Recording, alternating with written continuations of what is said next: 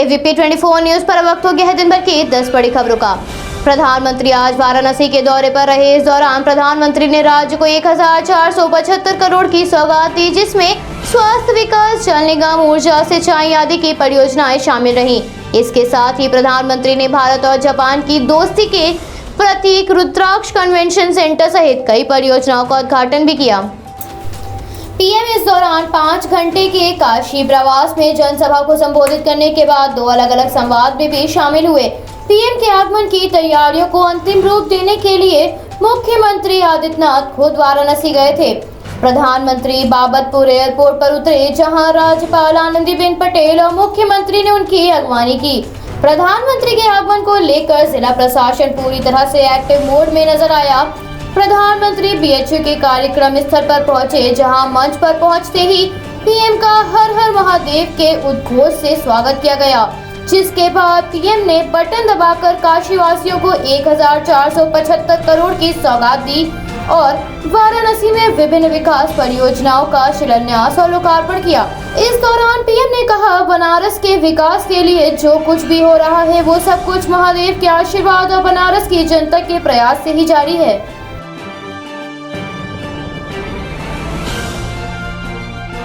कोविड-19 महामारी के आंकड़ों में लगातार गिरावट दर्ज की जा रही है। हालातों में लगातार सुधार होने के बाद पाबंदियों का सिलसिला भी कम हो रहा है।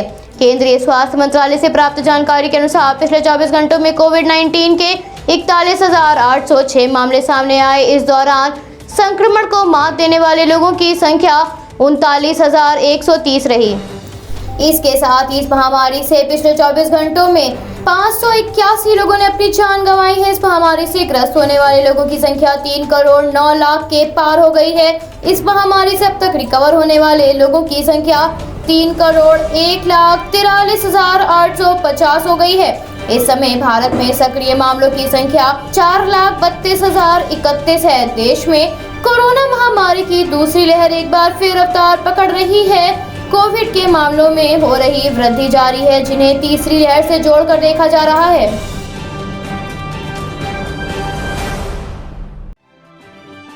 कोरोना वैक्सीन को लेकर लोगों का भ्रम संकट बनता जा रहा है। Cancer research and statistics medical journal की एक रिसर्च के अनुसार वैक्सीन न लेने वाले कैंसर मरीज अधिक संख्या में कोरोना की चपेट में आए हैं। वैक्सीन न लेने का डर लोगों के लिए खतरा बन रहा है। इस अध्ययन के अनुसार टीकाकरण न होने के कारण कैंसर मरीजों की मृत्यु दर भी काफी बढ़ गई है। इस रिसर्च के डॉक्टरों ने वैक्सीन लेने वाले और एक भी खुराक न लेने वाले कैंसर मरीजों का ग्रुप बनाया था। नई दिल्ली स्थित Rajiv Gandhi cancer institute and research centre ने मिलकर 752 मरीजों का अध्ययन में शामिल किया। वैक्सीन की कम से कम एक खुराक ले चुके लोगों में 15.5% मरीजों में कोरोना वायरस देखा गया, लेकिन इन मरीजों को चिकित्सीय निगरानी मिलने की वजह से इन्हें अस्पताल एडमिट करने की जरूरत नहीं पड़ी। रिसर्च ग्रुप में 70.9% मरीजों ने वैक्सीन की एक भी खुराक नहीं ली थी। इसमें से 21.9% कोरोना की चपेट में आए। ऐसे में वैक्सीन को लेकर लोगों की सोच बदलना जरूरी हो गया है।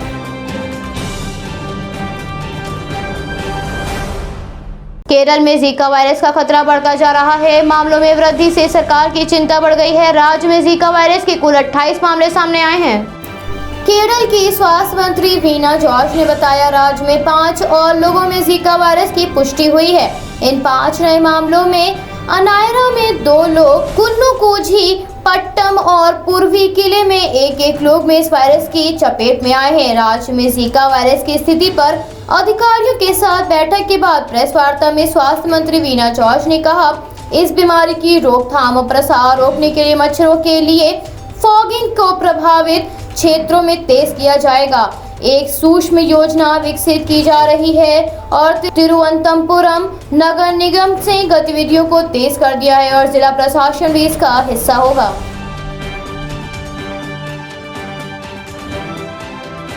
कोरोना महामारी के कारण लंबे समय से बंद पड़े स्कूल और कॉलेज मामलों में कमी को देखते हुए फिर से खुलने लगे हैं, मगर अभी भी तीसरी लहर राज्य सरकारों के लिए चिंता का विषय बनी हुई है। नए मामलों में लगातार हो रही गिरावट के बाद महाराष्ट्र, गुजरात समेत कई राज्यों ने स्कूलों को खोलने का फैसला लिया है। हालांकि अभी भी संक्रमण के खतरे को देखते हुए पूरी सावधानी बरतने के निर्देश दिए गए हैं। इस दौरान कोरोना प्रोटोकॉल्स का पालन करना जरूरी होगा, जिसमें मास्क पहनना और शारीरिक दूरी का पालन करना सबसे अहम है। महामारी की दूसरी लहर से सर्वाधिक प्रभावित होने वाले राज्य महाराष्ट्र में सरकार ने उन क्षेत्रों में कक्षा 8वीं और 12वीं के छात्रों के लिए आज फिर से स्कूल खोल दिए हैं, जहां कोरोना वायरस के मामले नहीं हैं। मध्य प्रदेश में 11वीं और 12वीं कक्षाओं की पढ़ाई शुरू की जाएगी और वो भी 50% क्षमता के साथ। राज्य के मुख्यमंत्री अगस्त में अन्य कक्षाओं की पढ़ाई शुरू करने के संबंध में फैसला लेंगे। गुजरात में कक्षा 12 के स्कूल, कॉलेज और तकनीकी संस्थान आज से 50% उपस्थिति के साथ फिर से खुल गए हैं।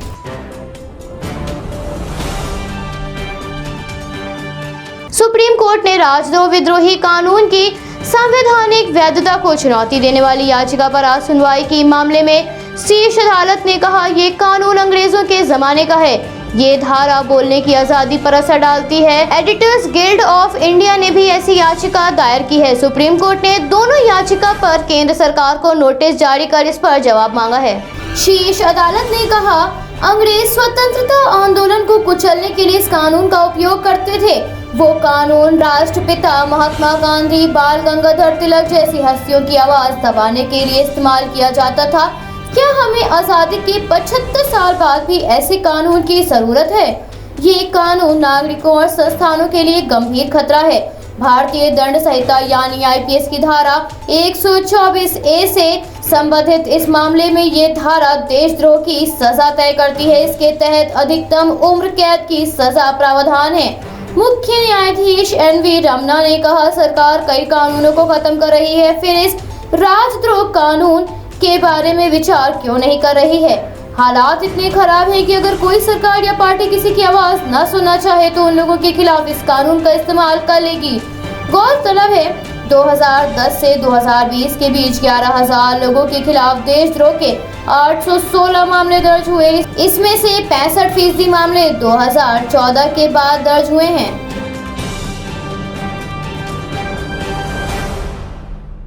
कोरोना संक्रमण की दूसरी और तीसरी लहर के खतरे के मध्य विश्व स्वास्थ्य संगठन ने स्पष्ट तौर पर कहा, टीका लगवा चुके लोग डेल्टा वेरिएंट के वाहक बन सकते हैं और दूसरों के लिए मुश्किल खड़ी कर सकते हैं, क्योंकि डेल्टा वेरिएंट का प्रसार पहले की तुलना में और भी अधिक तेज हो गया है।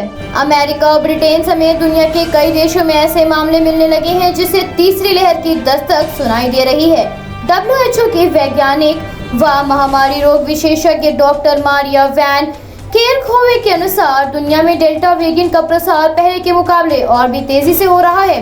लॉकडाउन में छूट के बाद लोग एक दूसरे से मिल रहे हैं और एक दूसरे के संपर्क में आने से ये वायरस घातक रूप से डेल्टा वेरिएंट तेजी से फैल रहा है। चिंताजनक बात तो ये है कि वैक्सीनेटेड लोग भी इस वेरिएंट की चपेट में आ रहे हैं। कई लोगों में कोरोना के लक्षण नहीं दिखे हैं, लेकिन ये वायरस के वाहक बन रहे हैं।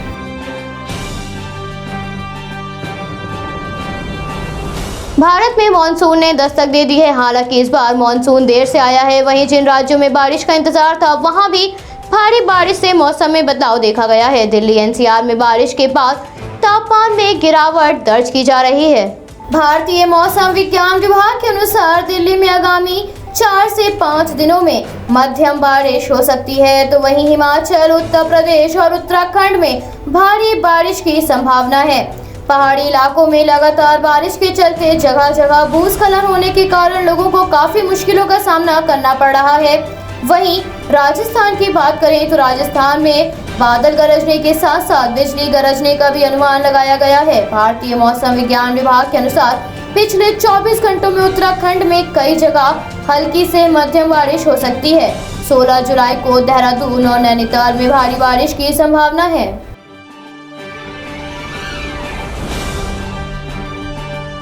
इलेक्ट्रिसिटी अमेंडमेंट बिल 2021 के प्रति अपना विरोध व्यक्त करते हुए भारत के करीब 15 लाख बिजली कर्मचारी व अभियंता 10 अगस्त को हड़ताल पर रहेंगे। बिजली कर्मचारियों व अभियंताओं की राष्ट्रीय समन्वय समिति national coordination committee of electricity employees and engineers की वीडियो कॉन्फ्रेंसिंग के माध्यम से हुई बैठक में ये निर्णय लिया गया है। बैठक में all India power engineers federation, एटेक all India federation of power diploma engineer C2 इनटेक और ऑल इंडिया पावरमेंस फेडरेशन के अध्यक्ष वहां महामंत्री उपस्थित रहे। गौरतलब है, हड़ताल से पूर्व 19 जुलाई को चरणबद्ध आंदोलन भी होगा। All India power engineers federation के चेयरमैन शैलेंद्र दुबे के अनुसार केंद्र सरकार ने संसद के मॉनसून सत्र में इलेक्ट्रिसिटी अमेंडमेंट बिल 2021 को संसद में रखने और पारित करने का ऐलान किया है, जिसके विरोध में बिजली कर्मियों ने आवाज उठाते हुए राष्ट्रव्यापी हड़ताल पर जाने का फैसला लिया है।